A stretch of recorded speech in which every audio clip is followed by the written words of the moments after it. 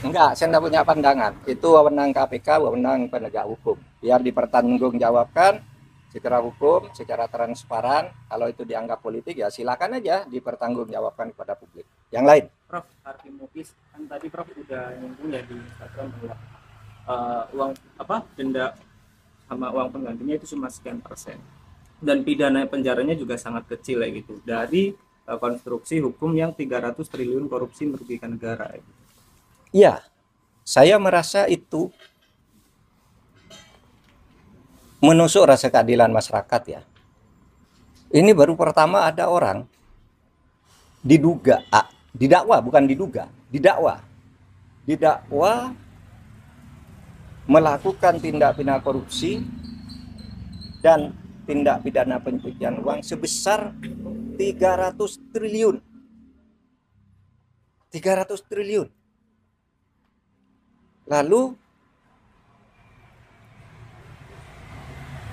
tuntutannya hanya 12 tahun. Dengan uang yang tadi 300 triliun itu dikembalikan hanya 210 miliar. Ditambah satu denda 1 miliar.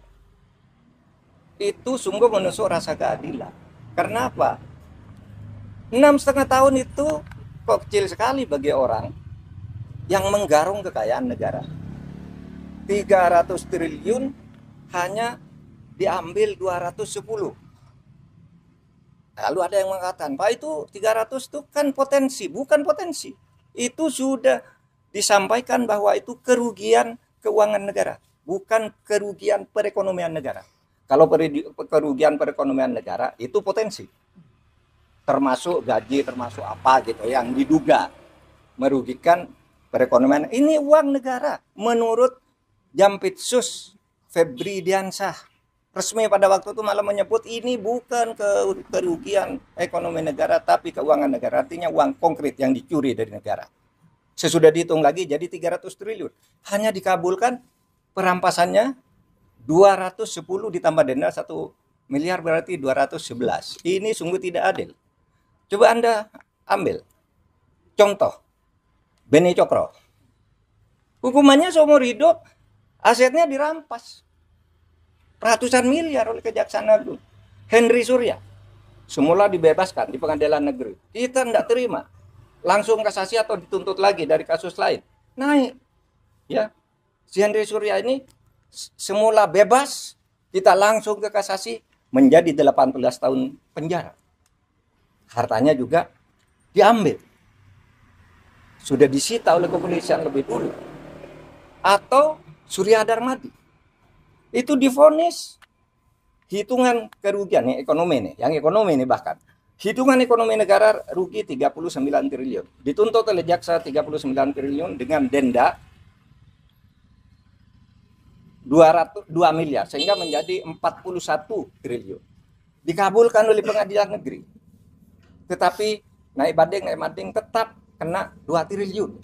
Hanya uang kecil kena 2 triliun. Ini 300 triliun kena hanya 250 miliar.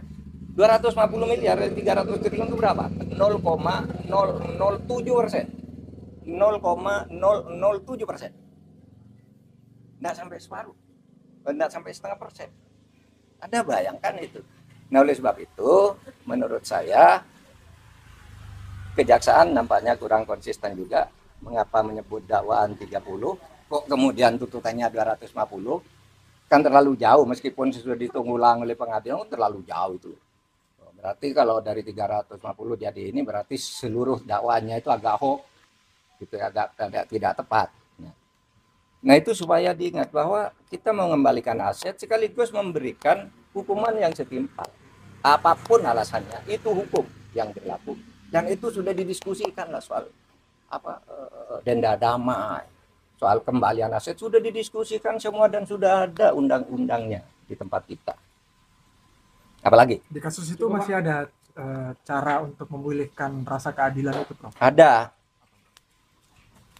Kalau Kejaksaan Agung mau konsisten ada dong. Karena dulu pernah terjadi pada Henry Surya. Terjadi pada Yan Darmadi.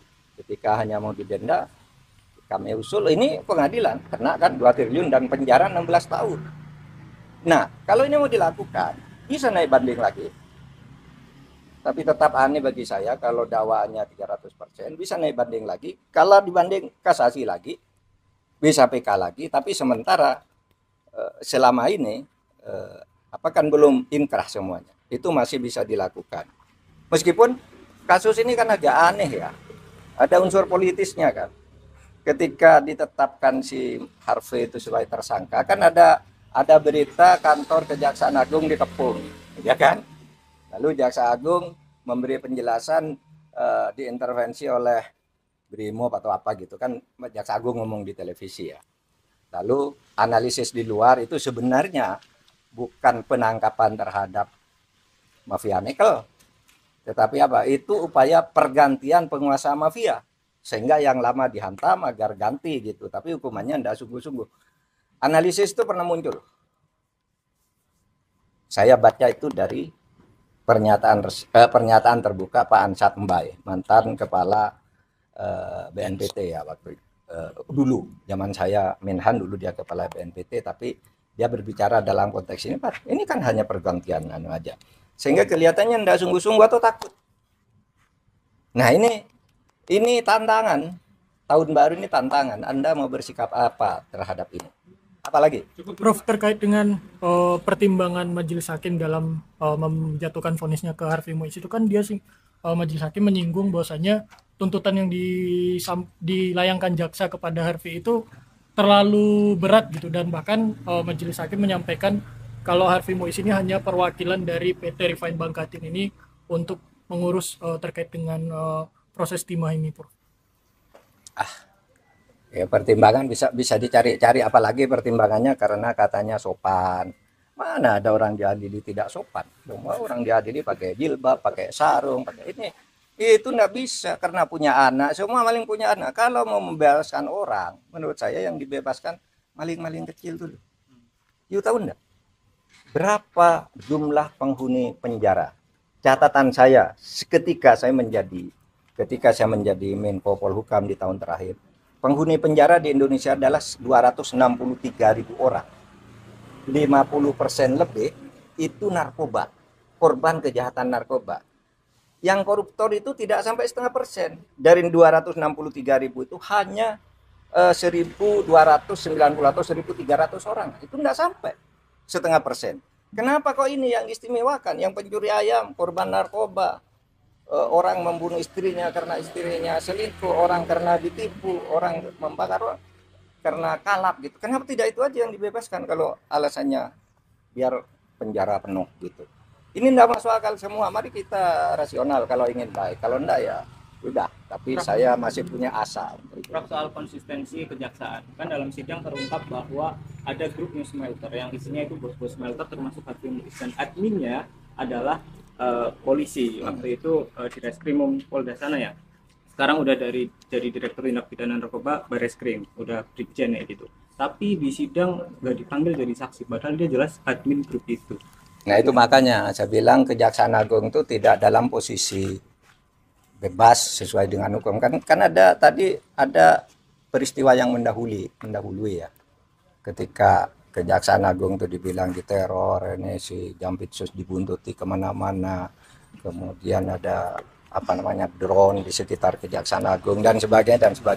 Itu semua mendahului peristiwa ini, sehingga lalu orang sekarang mengkait-kaitkan, meskipun orang bilang wah itu yang dulu bilang oh ya itu tidak benar, sekarang terjadi hal seperti ini. Mungkin orang bisa mengaitkan ke situ. Udah? Oke, Bro. Terima kasih banyak, Bro.